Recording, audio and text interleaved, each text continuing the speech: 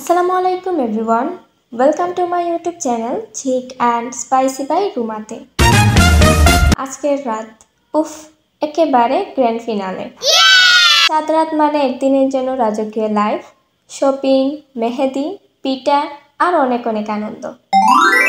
আর চাঁদ রাত বলি কি, এটা সিনেমার থেকেও বেশি অ্যাডভেঞ্চারাস। এক মাস রোজার পর ফাইনালি সেই রাত এসেছে, যেটার জন্য অনেক অপেক্ষা করলাম। ইফতার শেষ হতেই এক্সপ্রেস ট্রেনের মতো ছুটলাম শপিংয়ে, বাট সেখানে গিয়ে দেখি এত পরিমাণের মানুষ, এত পরিমাণের ভিড় ছিল যে পা ঢুকানোর জায়গা নাই।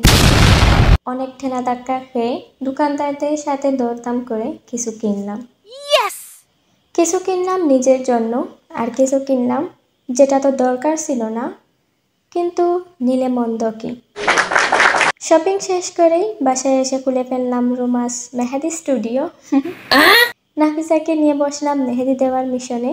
সে তো খুবই খুশি। আসলে বাচ্চাদের ঈদ বলতে হাতে মেহেদি আর নতুন ড্রেস। ছোটবেলায় আমিও তাদের মতো বসে থাকতাম যে কখন হাতে মেহেদি পরব আর কখন নতুন ড্রেসটা পরব। এরপর বাকিদের হাতেও মেহেদি মাখিয়ে দিলাম। তাদের হাতে মেহেদি দিয়ে আমি চলে গেলাম পিঠা বানানোর মহাযুদ্ধে। প্রথমেই বানালাম সিঙ্গারা, কারণ এটা ছাড়া ঈদ অসম্পূর্ণ। রেস্টুরেন্টে বানানো সিঙ্গারার চাইতে ঘরে বানানো সিঙ্গারা খেতে আমার খুবই ভালো লাগে। ওয়াও! এরপর নাফিসার স্পেশাল ডালপুরি, ও এটা খেতে খুবই ভালোবাসে। তারপর নারিকেল ফোপ পিঠা বানালাম। সেটা এক কামড়ে পুরো মুখে স্বর্গীয় অনুভূতি হয়। এর ফাঁকে আম্মুর গ্যাং চুপি চুপি মশলা পিঠা বানিয়ে খেয়ে ফেলেছে, আর আমাদের কিছু জানায়নি। আমি তো ভাবছিলাম কিচেনে গিয়ে প্রথমে ছবি তুলবো, তারপর খাবো, কিন্তু ঢুকেই দেখি সব উদাও। বিশ্বাস করো, আমার মনের অবস্থা তখন কেঁদে ফেলবো আর নাকি নতুন করে বানাবো, দুটোই হাই রিস্কি ছিল। তারা যখন এই পিঠা বানিয়েছে তখন আমি সেলাইতে কিছু কাপড় দেওয়া ছিল, সেগুলো আনতে গেছিলাম। এর ফাঁকে তারা পিঠা বানিয়ে খেয়ে ফেলেছে। এসে শুধু শুনছি, বাট খেতে পাই নাই। যাই হোক, দুঃখের বিষয়। এদিকে সেলাই থেকে যে কাপড়গুলো আনছিলাম সেগুলো সবাইকে খুলে দেখাচ্ছিলাম। এখানে আমার একটা ড্রেস একেবারেই নষ্ট করে দিছে। মানে তারা হয়তো তাড়াহুড়ো করে সেলাই করতে গিয়ে পুরো ড্রেসটা একেবারেই নষ্ট করে দিছে। খুব খারাপ লাগছিল, সব দুঃখ একসাথে। ওরা আমাকে পিঠা দেয়নি, আর এদিকে টেইলার আপু আমার ড্রেসটা নষ্ট করে দিছে। কি আর করার, ড্রেসটা নিয়ে আবার গেছিলাম তাদের কাছে, বাট তারা বলে এটা এখন আর ঠিক করে দিতে পারবে না, ঈদ পরে ঠিক করে দেওয়ার চেষ্টা করবে।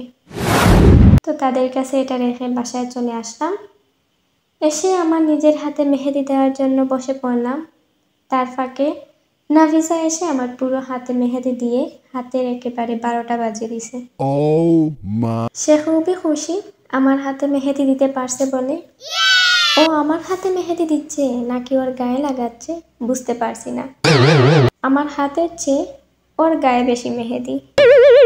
আমি নাফিসাকে বললাম, এসব কি মাখিয়ে দিচ্ছ? সে বলে আমি ও আলীকে দিচ্ছি। আমি বললাম, মেহেদি দিয়ে কেউ ও আলীকে? সে বলছে আপুর হাতে ও আলিকা। আসলে আমি তার আপুর হাতে ঈদ মুবারক লিখে দিছিলাম, সে ওইটাকে বলছে ও আলীকে দিছি। ফাইনালি সে আমার হাতের 12টা বাজিয়ে তারপর রেহাই দিল। এরপর আমি আমার হাতে মেহেদি দিয়ে টিকটকে আপলোড করার জন্য একটা ভিডিও বানাচ্ছিলাম। অ্যান্ড দেন আমার মেহেদির ফাইনাল লুক কেমন হয়েছে, মেহেদির ডিজাইনটা অবশ্যই কমেন্টে জানাবেন। প্ল্যান ছিল সারা রাত জেগে চাঁদ রাতের পূর্ণ মজা নেব, কিন্তু বাস্তবে কি হলো, যখন ঘড়ির দিকে তাকালাম রাত 4টা বাজে। শপিং, মেহেদি, পিঠা বানিয়ে এমন লো ব্যাটারি হয়ে গেলাম যে বালিশ থেকেই ঘুম। ঈদের সকালটা কি ফাস্ট ফুড ডেলিভারির মতো এসে হাজির। তো এভাবেই কাটলো আমার চাঁদ রাত। তোমাদের কেমন কাটলো কমেন্টে বলবেন। সবাই ভালো থাকবেন, সুস্থ থাকবেন। ঈদ মুবারক।